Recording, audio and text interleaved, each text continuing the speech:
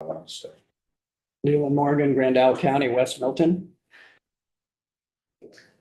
I'm John Sales. I'm CEO of the Vermont Food Bank and really happy to be here and have a chance to talk to you. Yes, and I introduced myself earlier, but I'm Carrie Saylor. I'm the Manager of Government and Public Affairs at the Vermont Food Bank, and I am coming here today from Linden. I'm going to hand our just a little paperwork around to you while John gets started. And I live right here in Montpelier. I guess I don't think about it because you can actually, if it was flat, you could see my house on the hill. So, but it's not. So thank you all for taking the time. A couple of the committee members have been here before, so you've been through this, but really what my goal in the next few minutes is to give you an overview of what the food bank does, and who we are in Vermont. Thank you, Carrie.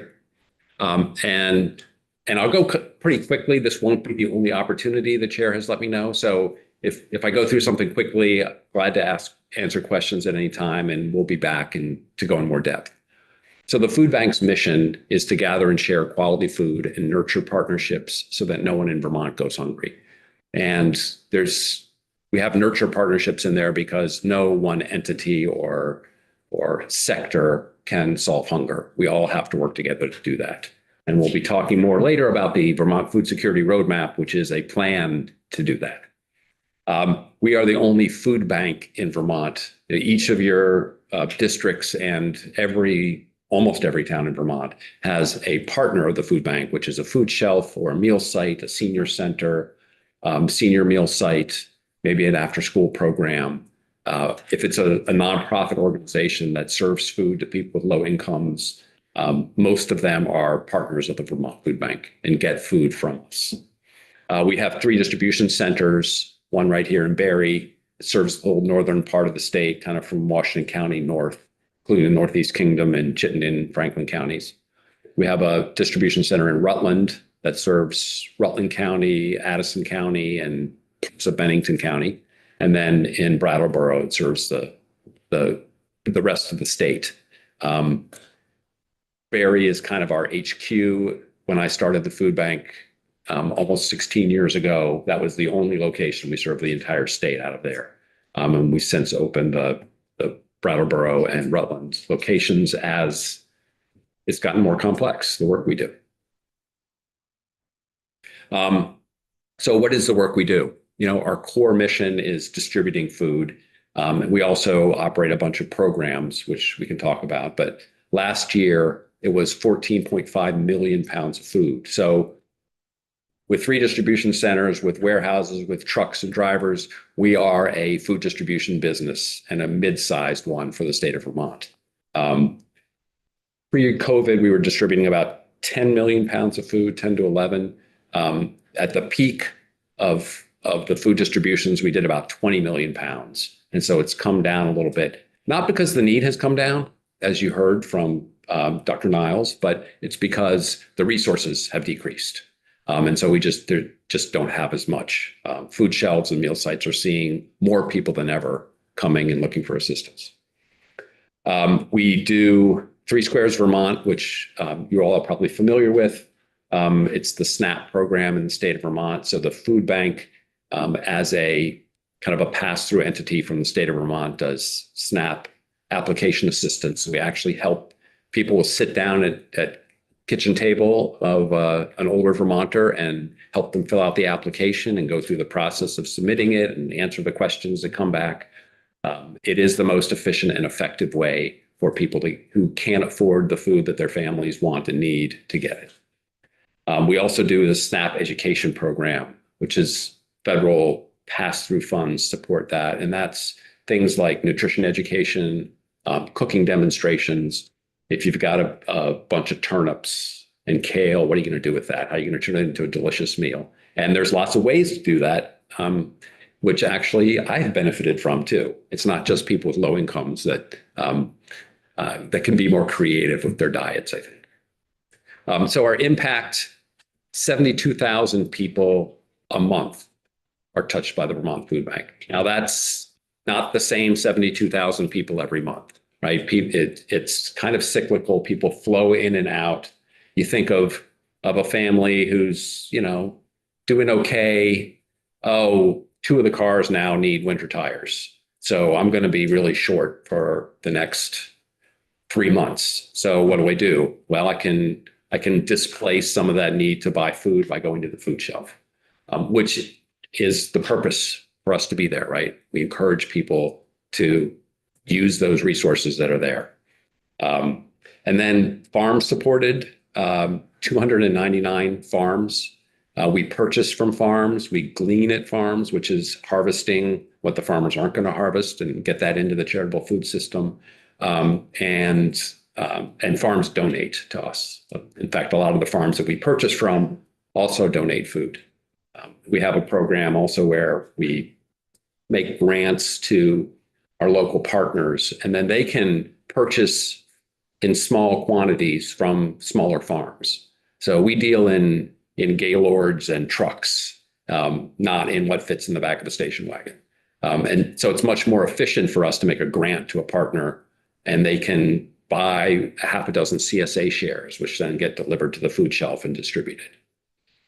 And then the partners, there's about 215 to 20 at any given time. And that doesn't include our partners for Veggie Van Go, which are schools and hospitals across the state. All told, we probably have about 300 partners, organizations that we work with. So where does the food come from? Some of our food comes from the federal government. We, again, delegated from the state. We run 2 federal programs. The Commodity Supplemental Food Program is for people over 60 who are income eligible. They're under 130% of the federal poverty level.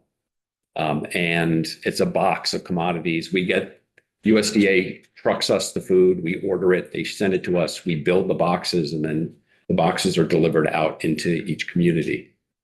Can we ask questions as we go, or do you want to hear the whole? You're okay with questions? Sure. What kind of commodities would be in the box? So it will be, it's a couple of canned fruits, canned vegetables. There's always some pasta. There's always either shelf-stable milk or dry milk. There's juice. And then usually some kind of protein. So there's often, it's like a pouched tuna or chicken, or maybe some chili. So it's a variety. It's about $70 worth of groceries, and it's meant as a supplement to their diets. Okay, so these aren't actual commodities that are, Well, commodity foods. yeah, but they're not, Basic not staples. like No, butter out of storage or cheese. no. Well, There is actually, cheese, yeah. actually, there is cheese. that's the way the program started, Yeah, right? I But it's, understand that. yes, Right. and it's morphed to grocery items.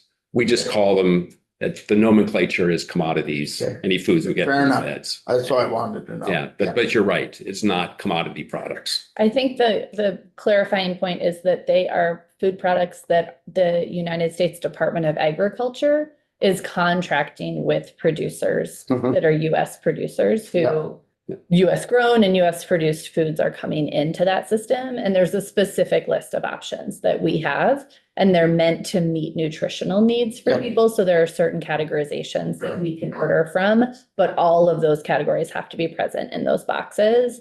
And they are essentially, like key items that Vermont, that national farms grow, right? Yeah. Wheat, dairy, those kind of Yeah. things. Yeah, yeah. So the TFAP program, the Emergency Food Assistance Program, that's actually the one that was originally started with the cheese, Mhm. when they're emptying out the cheese caves. And now it's that full range of grocery products, mostly shelf stable, but also some frozen.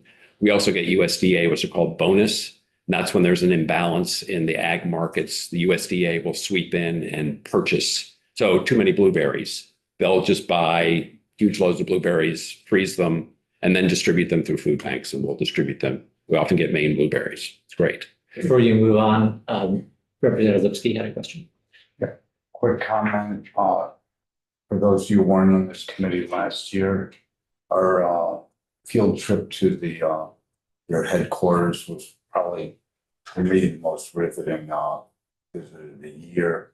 That said, at the time, I recall you speaking that transport from your headquarters to the, whether it was Brattleboro or because of the topography going over Mendon Mountain or getting down to Brattleboro were a sort of a real pinch point in how you were able to service southern providers. Have you gained any more capacity in that area? I wouldn't, not additional capacity, but we shifted things around some. So last year, our Rutland facility didn't have a freezer, so it was not a full service facility. Since then, we've built a freezer and a new cooler in Rutland, and now we have a truck and a driver station there. And so we're doing regular deliveries out of Rutland, and it gives us a little more flexibility in how we're serving the state, which is a real benefit.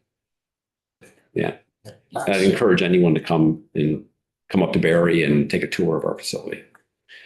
And then donated foods, which is about 60% of what we distribute. Those are corporate and individual donors, mostly grocery industry. We glean at the stores, so we stop in the stores and pick up all the items that are going out of inventory. Plus, we do fresh produce gleaning at most grocery stores. Hannaford delivers 2 tractor trailer loads a month. But I think it's been 3 lately, of what they call salvage, which is dented inventory, broken multi-packs, stuff that's out of inventory. That gets sorted and is available to all of our partners for no cost. Through our national organization, Feeding America, we have access to donations from around the country from the multinational corporations like Cargill and Tyson and General Mills. Feeding America holds those relationships, and we can access some donated food from that. And then, of course, local farms donate to us and we glean there. The third category is purchased food, which is, as you'll see, is one that's been growing because especially since COVID, as the need has grown, the amount of donated food and government food has not grown as much. And so across the country, food banks are purchasing more and more of the food we distribute. Representative Nelson. Thank you, Chairman Durfee. How fast are your reactions on like cleaning? Like if a farmer has 5 acres of sweet corn and they're selling it and the kids are done selling. I mean, sweet corn it goes from being good to eat to still can eat it to, boy, that's hard to eat. How fast are your reactions to go up and hit that to like clean a field? Carrie might know, I'd say we probably need at least a week. It does take us a little while. We run a volunteer program to glean, so we do have to Okay. recruit volunteers. There are certain farms that we have relationships with where we have weekly gleans scheduled. So we know in advance throughout the summer that we're going to come during certain weeks, or once each week we'll come on Tuesdays for 2 hours and glean whatever is available. There are a number of gleaning organizations in the state, and they work together as part of the Gleaning Collective. And I would recommend that you have them come in and have a conversation about that, because I think it's regional. I think it really depends on the region. I think for up in Newport, Derby area, it'd be NECA. It's sometimes NECA does do gleaning, but Salvation Farms, I believe, serves that region when they are able. And it's a little bit of a stretch. I can say every region is not covered equally with gleaning. It is a very labor intensive process, just as farming is. And so building a relationship with an organization who does that can be a key way for farms to sort of contribute food to the local food system. Okay, if we were to be able to have time and clean it ourselves and have 200 dozen ears of corn ready to go. We can make that help you happen. get it to NECA. That NECA is where that would go. Yeah, take it to NECA, or they had more than they needed. It's Yeah, and then like we will coordinate that quickly. We're used to dealing with perishable product and moving it quickly. Getting the volunteers coordinated and together. Yeah. Thank you. Oh, okay, there's that one. You sort of covered. So I covered all this. And as I said, donated food about 60%. And those are the places it comes from. I put community food drives at the bottom because they're important and they connect us to communities. But actually the amount of food that comes from those is very small. I would say less than 1% of what we distribute. So this is a slide that shows the increase in the amount percentage of pounds distributed that are purchased that we've seen. This is since 2018. If you went back to 2009, when I started at the food bank, it would probably be 5 to 7%. So there's been a steady growth there in the number of pounds we purchase. But you can see as we've been purchasing, we've put more and more of our budget toward Vermont grown foods. You can particularly see in 2001 or 2021, in the midst of COVID, there was a lot of ARPA and CARES Act money. The need was just out of control. And so we were getting some of that money flowing through, and we wanted that money to, as much as possible, stay in the state. So we started doing a lot of forward contracting and purchasing from Vermont farms. And then the federal food gets directly distributed and goes through our network partner food shelves and meal sites. Our veggie van goes, donated food and purchased food goes through those. And those are local. We do about 30 of them around the state. I think they're produce and fresh food distributions, and they're usually in a parking lot. They're associated with a school or a hospital. We can serve, 1 to 400 families in about 2 hours. People drive through, tell us how many families are picking up for. Volunteers put the food in their car and they drive off. It's really seamless. And then the SASH program, it's support and services at home. It's a Medicaid program to support older and disabled folks. And we do produce drops at SASH sites, and that gets distributed. And then our youth programs, which includes the backpack program, which is a bag of food that can get tucked into a student's backpack on Friday afternoon. So there's some extra food at home. We serve during the school year, about 1,400 students a week. And I'm going to stop there. I just want to be conscious of the time that Hunger Free has. So I will draw your attention to the handout that I shared with you. A lot of this work could not happen without the support of the legislature over the past few years. As John explained prior to the pandemic, we were a much smaller organization, 10 million pounds of food, and compared to now, we're looking at 14 to 15 million pounds of food per year. In the past, the legislature has been a great partner in supporting the work that we're doing, primarily in food purchase and distribution. Our request this year is for $5 million to help support that.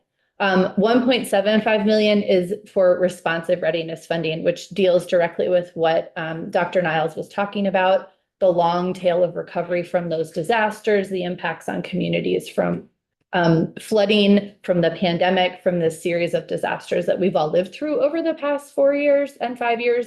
The Vermont Food Bank has seen that too, and we really feel the need for state support to be ready for the next version of that and to continue to be good partners to communities around the state. The other portion of the funding we're requesting is $3.25 million for food purchase and distribution to continue to do what John just talked about. And probably most importantly for this committee, to continue to purchase and distribute Vermont grown food through a program called Vermonters Feeding Vermonters. And I hope that we'll be able to come back and talk more specifically about that another time. Great. Thank you. Yeah. Thank you for being mindful of the clock. We'll for sure ask you to come back in. Okay. So please feel free to stay now if you've got. That's happening.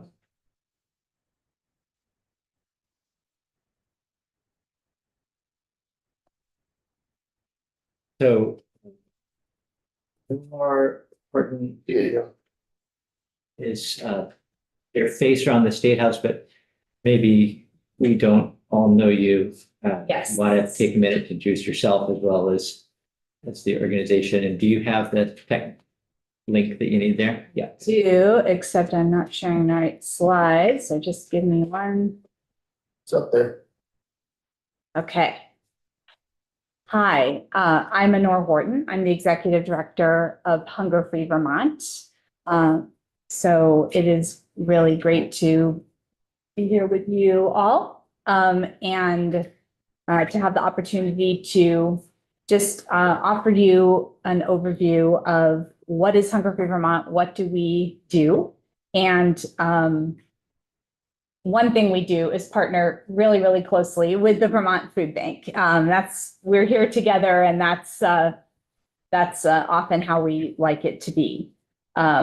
Because while the Vermont Food Bank engages in the kind of immediate response to people who do not have enough income or other ways of accessing food, we work on the long-term structural changes that are necessary to make it possible someday for the charitable food system to not have to distribute that many million pounds of food every year. So our mission is to end the injustice of hunger for everyone, and we prioritize the people who are most affected by hunger and work toward permanent systemic change. So we are the statewide organization in Vermont that is dedicated to expanding equitable access for everybody to all of the different federal nutrition programs. So Representative Nelson, you asked earlier when Dr. Niles was here about SNAP and about school meals and what would happen to people in Vermont if those programs weren't operating the way that they are. And, that would be catastrophic. And so what we work to do is, and this is just a list. This is a list of all the different federal nutrition programs that exist in Vermont. And Vermont has done a really good job. And thanks to this legislature and this committee, in fact, in the past, of really expanding and strengthening these programs. Universal school meals being a key recent example, and also Summer EBT, a new program that we had for the first time here in Vermont last summer. It's a federal program that the state worked really hard to implement that provided some extra funding for families with low-income families with children in school to purchase additional food over the summer, because when school's not in session, it's the hungriest time of the year for families with kids. Representative O'Brien. Sorry to interrupt. Oh, sorry. I just wondered how do the CSFP and TFAP then fit into, because those are federal programs, right? They're They not are. considered nutritional, or they're just different? They are federal food programs.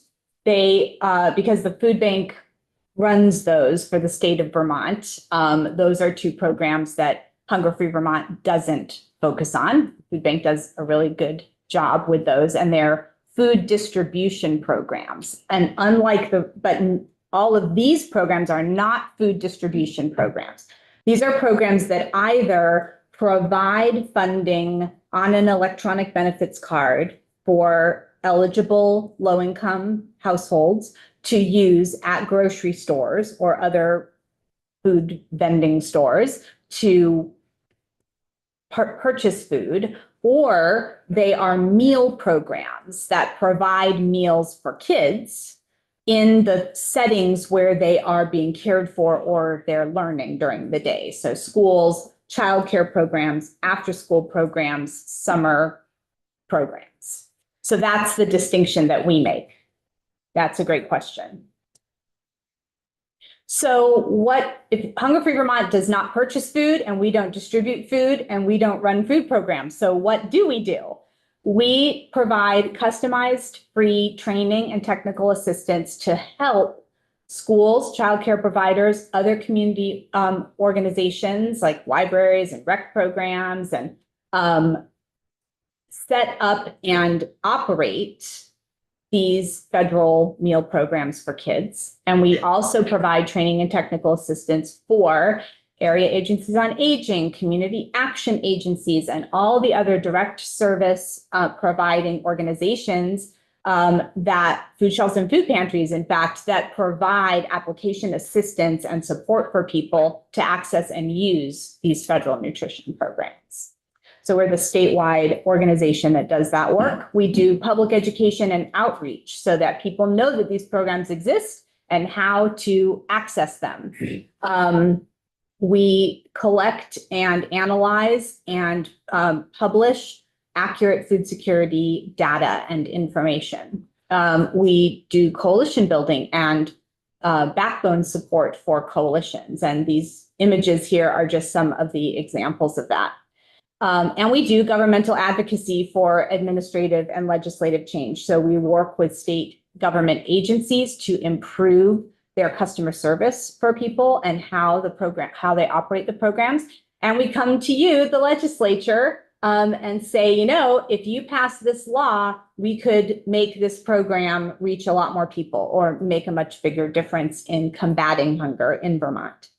And in recent years, because of the pandemic and the 2023 floods, we stepped into, along with the Vermont Food Bank, emergency food response coordination support. So we did a lot of work not to distribute food, but to track where communities were affected by the floods and needed prepared meal deliveries. And we helped to coordinate that at the request of state agencies. And we participate in the kind of state emergency management food piece about that and worked really hard to make sure that food is being thought of in state emergency response.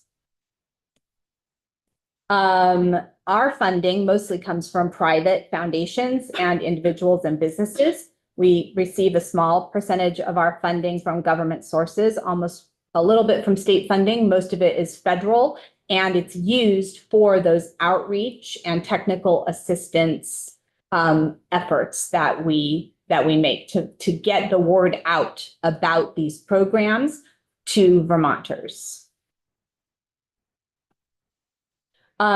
You're going to hear much more about the Vermont Food Security Roadmap, but Hunger Free Vermont, again, along with the Vermont Food Bank, we're two of the founding members of that coalition.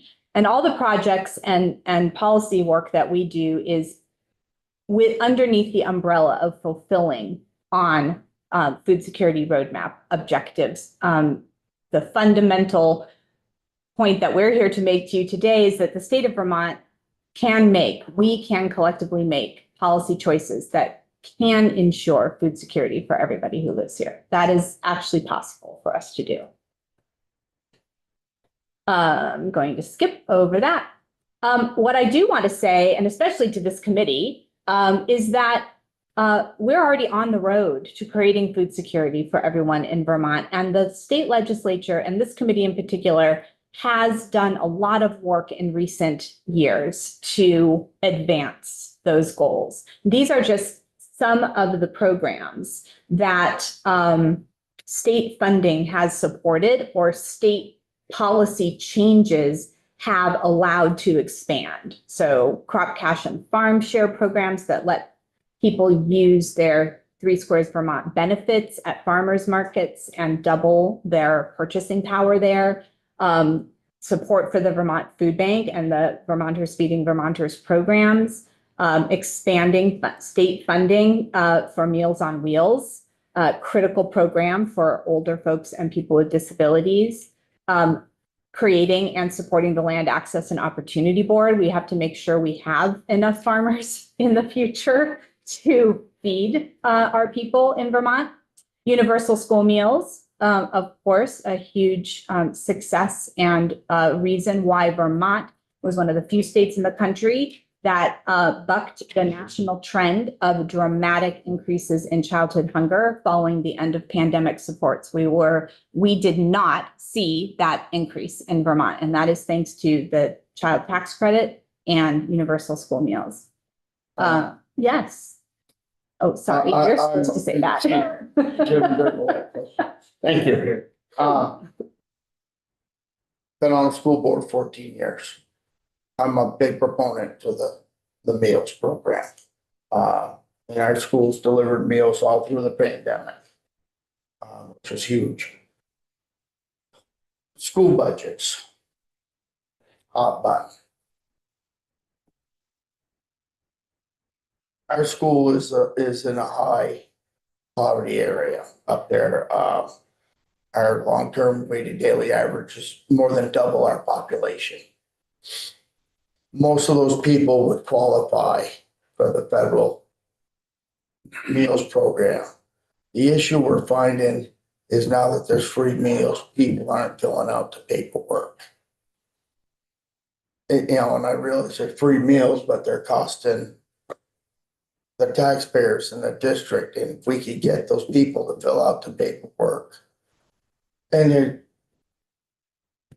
I know there's talk of the stigma and Lord, there shouldn't be any.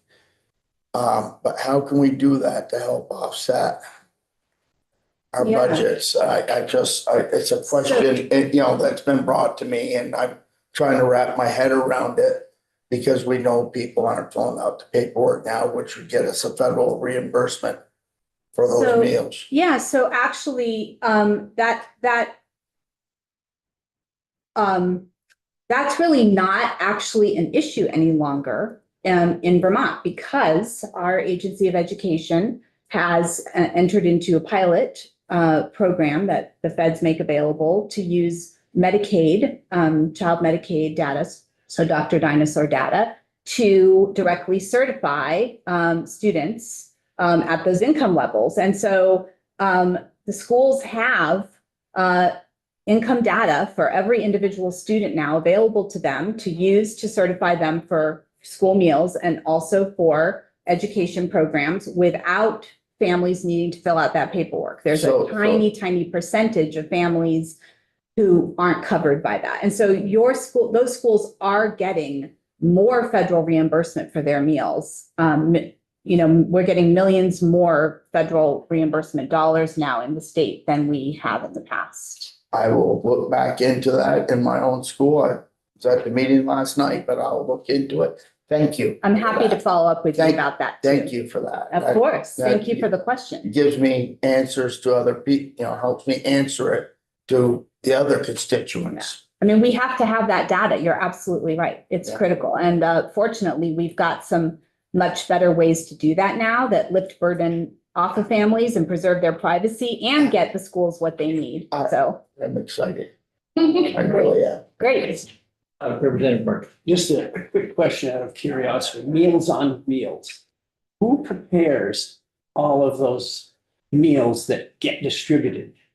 It's not all done in one place. I mean, because it's, how does that Well, work? so I am not the best person to answer that question. The best person to answer that question is sitting right over there, Mary Hayden with the B4A, the Area Agencies on Aging. We have 5 of them in the state, and they oversee the meal programs for older Vermonters, which are Meals on Wheels and congregate meals. And so different regions, so different area agencies on aging operate a bit differently for how those meals are prepared, but they are prepared by different entities, some of them more local, some of them more regional, and distributed that way. So it's a number of different, Commercial institutions do. It's not right at someone's home. not someone's home, but some senior centers also do that work. Our community. I may be not being 100% accurate about that, but anyway, that's, yeah. Okay, Thank you. great, sure.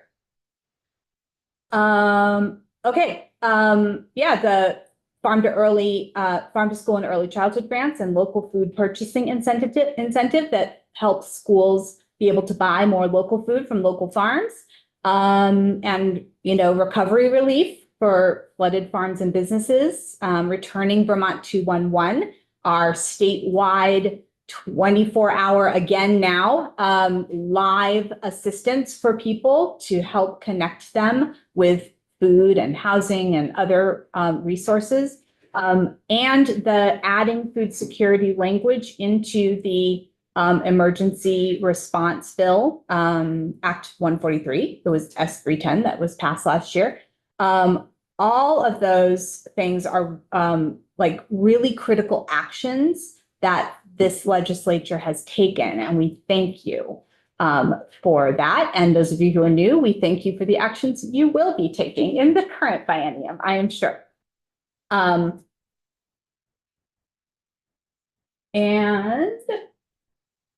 We got a few minutes. we have just a few minutes. I'm not going to do that. I think we covered that.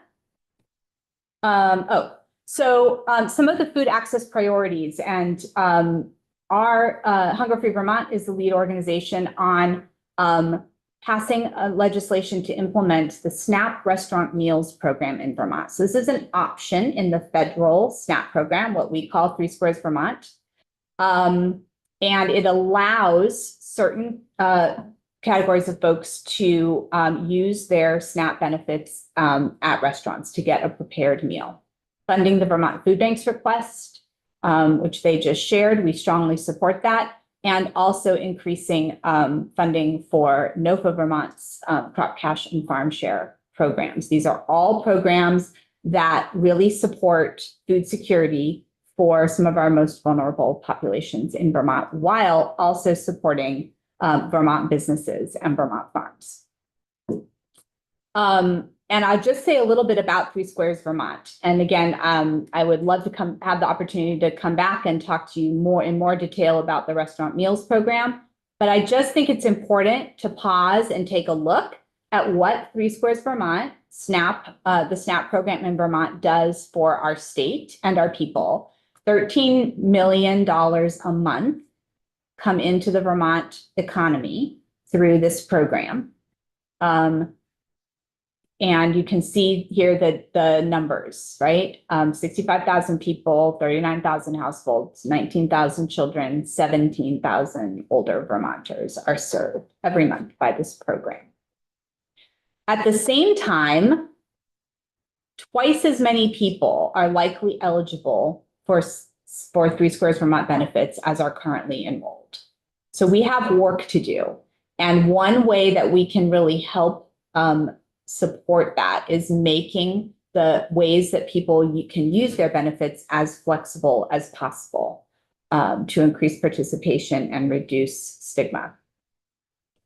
So the SNAP Restaurant Meals Program is specifically for households who have low incomes and where everyone is over age 60 or unhoused or has disabilities. And if you just stop and think for just a minute about the unhousing crisis we are in right now, for example, and you think about someone who is unhoused and has a Three Squares Vermont EBT card, and then you think about where are they going to store the food that they could get with that card at a grocery store, if they're even within walking distance of a grocery store, and where are they going to cook that food?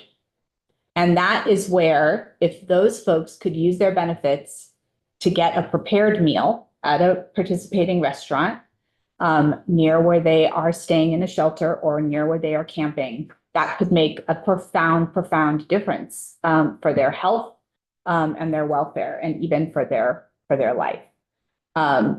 People with disabilities and older folks also are people who often struggle to shop for and cook food for themselves. When you think of restaurant, I wasn't immediately thinking, but now I'm wondering, and you can correct me if I'm wrong. If I were to go into the co-op, say here in Montpelier or any co-op, there's the grocery section, and then there's the hot bar, the salad bar. Yeah. And is it the case that right now the salad bar, for example, is not an eligible item with a SNAP card, but it would be under this scenario? So hot prepared meals, hot prepared food at a grocery retailer, which a co-op would be classified as, are not eligible.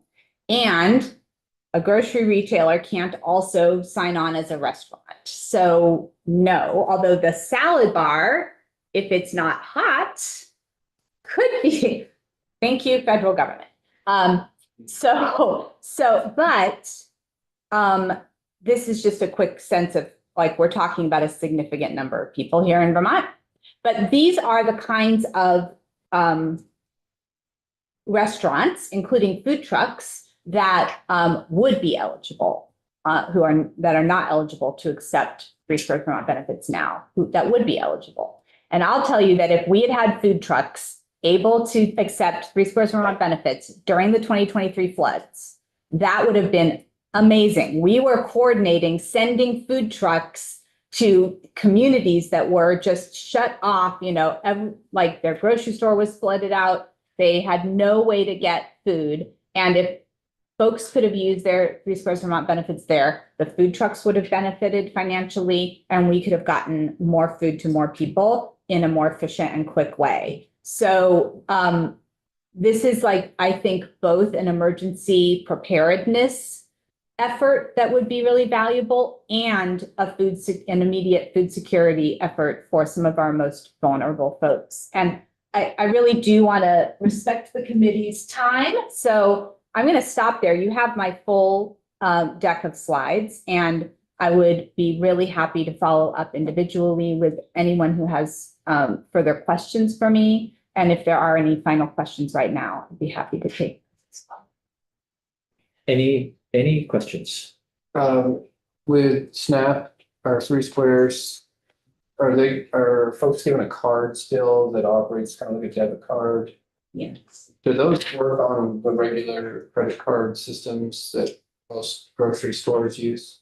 Or is there a separate? There's, it depends. There's at least separate software that has to be loaded into those point of sale systems. But yes, those point of sale systems can be used to process those. They're called electronic benefit cards or EBT cards. And often people will just refer to their Three Squares Vermont or their SNAP benefits as EBT. Yeah. Sure. Right. I know you have a few more slides that you weren't able to get to, and I made a couple of notes on things that we might want to hear more about. So I think we'll stop there though. And thank you for coming in. Mary, I know you weren't on the agenda, but after we stop, if anybody wants to chat, maybe we can get that question answered. We can have you back another time too. Oh, yes, absolutely. Be happy to. I'll leave my card. All right. Thank you so much for your time. Thank you. Thank you. Thank you. We'll be